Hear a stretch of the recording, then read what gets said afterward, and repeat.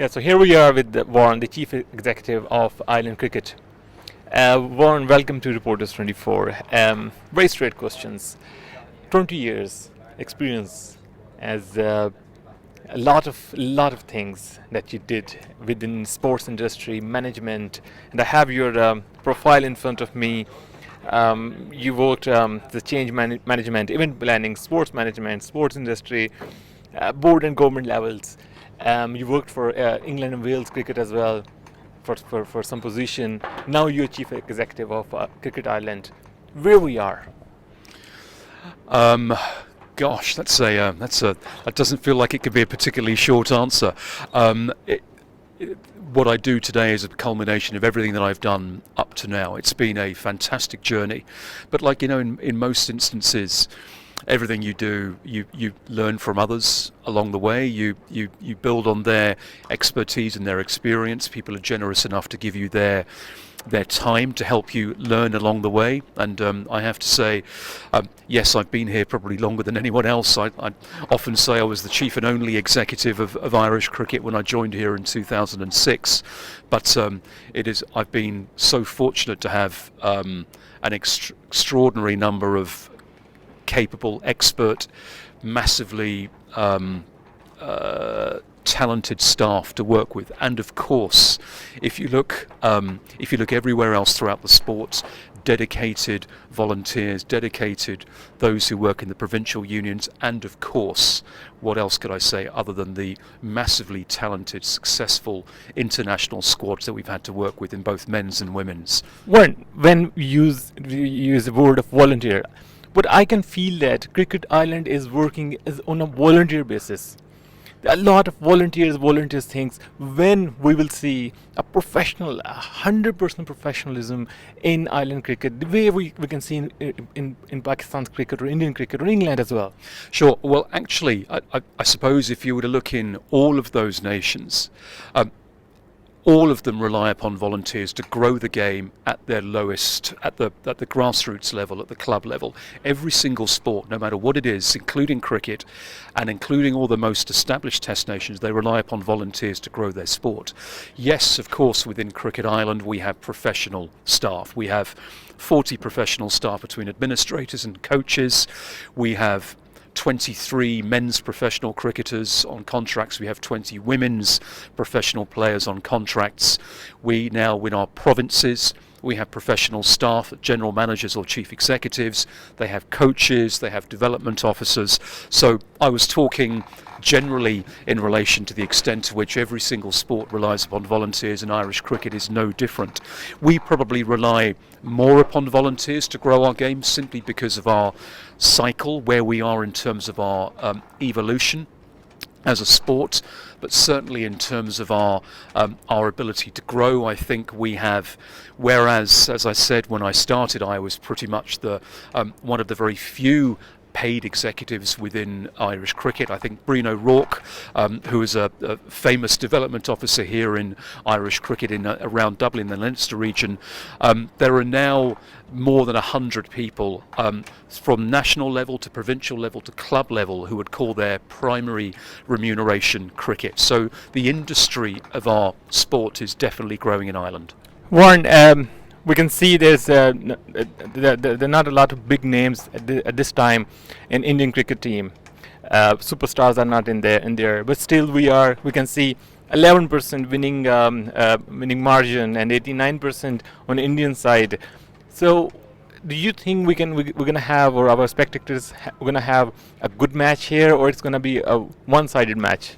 Oh, no team ever goes in expecting anything to be one-sided. Can we expect 2007 again here? Well, let's put it this way. If you go back to 2007, watching the Ireland team playing against Pakistan, against Zimbabwe, against Bangladesh, doesn't matter about the expectations. You look at 2011 World Cup playing England, chasing down 327. You look at the World Cup in 2015 against West Indies in Nelson.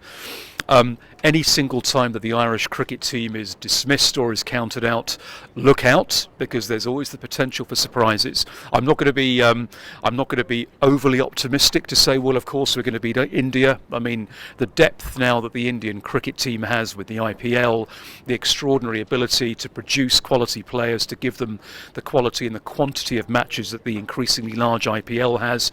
Of course, the Indian players have much more experience, but you can never say never. This is sport. Who knows what the circumstances dictate? As you know, in T20 cricket, it only takes one or two players to have a great day, and who knows? Do you think the way Indian cricket team, they're a bit tired? They had a lot of cricket in past few months. Do you think it's going to be edge for Irish cricket?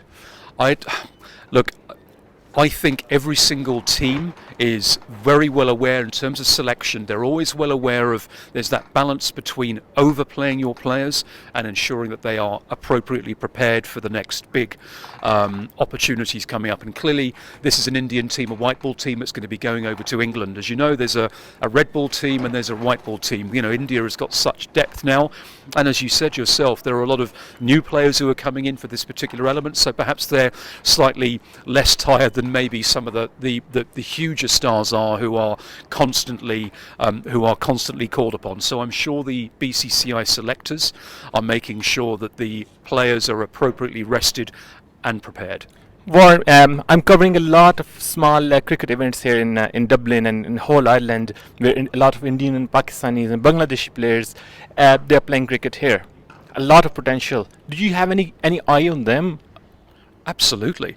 I mean, we as a sport, we realise how fortunate we are. There's probably a diaspora of something like 60, 70,000 people who would claim South Asian descent from India, Pakistan, Sri Lanka, Bangladesh, Afghanistan, Nepal, who live in Ireland. And these are people, by and large, for whom we don't have to help them to learn to love the sport. It's nearly ingrained, it's hardwired, it's part of the cultural heritage.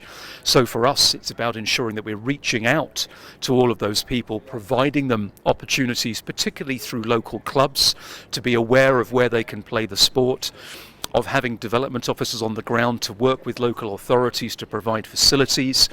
I was speaking to some people just earlier today who were talking about how cricket facilities are springing up all over the place, in Castleknock, in Adamstown, local parts here around Swords, which is not far away from where we're speaking at the moment. More and more cricket facilities are coming up to help the game popularise and make it mainstream. Warren, but we didn't see anything similar to PSL or IPL here in Ireland.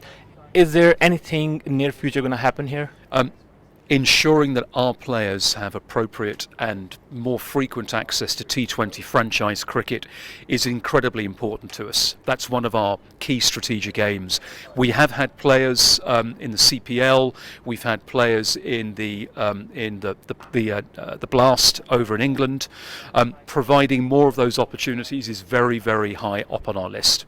So do you think our ethnic community players, they should have a hope that they can someday play with these players on this ground? Absolutely right. Simi Singh will tell you that is absolutely possible, and we are making sure that we're reaching out to those new communities through our provinces and through the local authorities to ensure that those opportunities are there as much as possible.